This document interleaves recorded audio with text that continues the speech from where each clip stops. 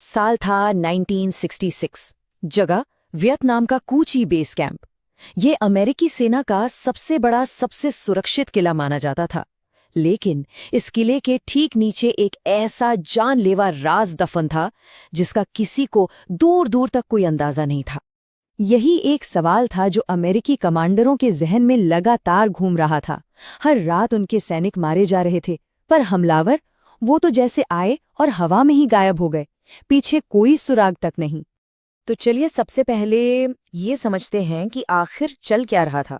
अमेरिकी सेना के लिए ये सिचुएशन कितनी ज्यादा रहस्यमयी और कितनी ज्यादा खतरनाक थी। जरा सोचिए, हर रात गोलियों की आवाज, जोरदार धमाके और फिर एकदम मौत जैसा सन्नाटा। हमलावर आते, हमला करते और फिर जैसे जमीन उन्हें निगल जाती। ऐसा लग रहा था मानो वो किसी असली भूत से लड़ रहे हों। और फिर महीनों की इस पहेली के बाद एक दिन गश्त लगा रही एक टुकड़ी को जमीन में एक छोटा सा छिपा हुआ छेद मिला। एक इंजीनियर ने झुककर अंदर टॉर्च जलाई और बस यही वो पल था जब इस पूरे रहस्य से पर्दा उठना शुरू हुआ। अब जो चीज सामने आने वाली थी वो किसी की भी कल्पना से कहीं ज्यादा बड़ी और कहीं ज्यादा जटिल थी। ये सिर्फ एक छेद नहीं था, ये तो जमीन के नीचे बसी एक पूरी दुनिया का दरवाजा था। 250 ये आंकड़ा किलोमीटर में है। जी हाँ, उस अमेरिकी बेस के ठीक नीचे 250 किलोमीटर लंबा सुरंगों का एक जाल बिछा हुआ था। मतलब दिल्ली से चंडीगढ़ तक की दूरी, वो भी सब कुछ जमीन के नीचे। और यहाँ एक कमाल की बात यह है कि वियतनामी सेना यानी वियतकॉन्ग को ये सुरंगें बनाने के लिए किसी भारी मशीनरी की जरूरत ही नहीं पड़ी। कुदरत उनके साथ थी। वहां की मिट्टी ही उनका सबसे बड़ा हथियार थी।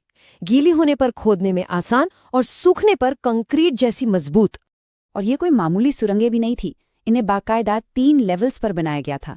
हर लेवल को एक अलग तरह के हमले को झेलने के लिए डिजाइन किया गया था। जो सबसे निचला लेवल था, 9 मीटर गहरा, उस पर तो सबसे खतरनाक B-52 बमों का भी कोई असर नहीं होता था। ये सिर्फ छिपने की जगह नहीं थी, ये तो अपने आप में एक जीता जागता शहर था। जमीन के नीचे अस्पताल थे, खाना पकाने के लिए रसोई थी, हथियार बनाने की फैक्ट्री थी। यहाँ तक कि एक साथ 10,000 लोग महीनों तक बिना बाहर निकले रह सकते थे। तो अब लड़ाई बिल्कुल सीधी हो चुकी थी। एक तरफ थी अमेरिकन सेना की हाईटेक टेक्नोलॉजी और दूसरी तरफ थी वियतकॉन्ग की सादीफी जमीन और उसे खोदने की हिम्मत। अमेरिका ने सबसे पहले हवाई हमले किए।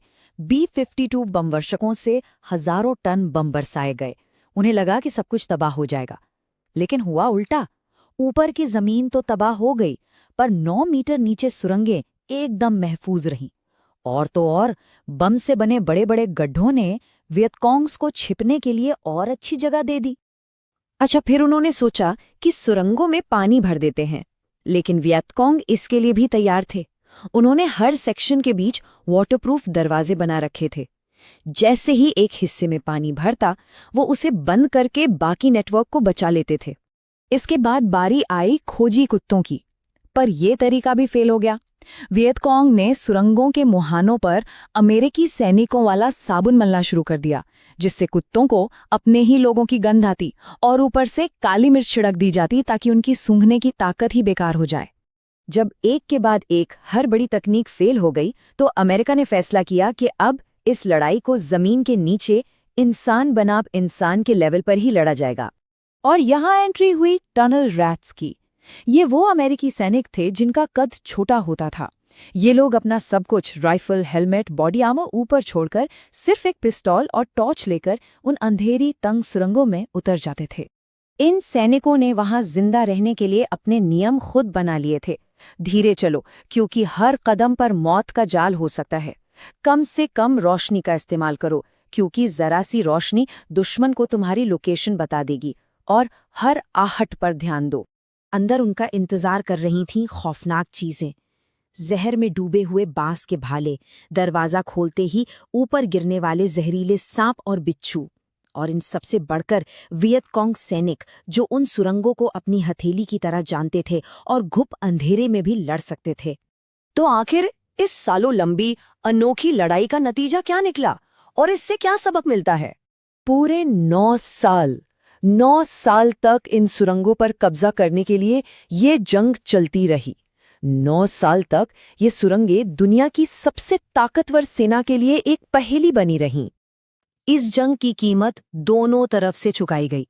अमेरिकी सेना ने अपने हजारों सैनिक खो दिए, तो वहीं उन सुरंगों में रहने और लड़ने वाले हजारों वियतकॉन्ग भी मारे गए।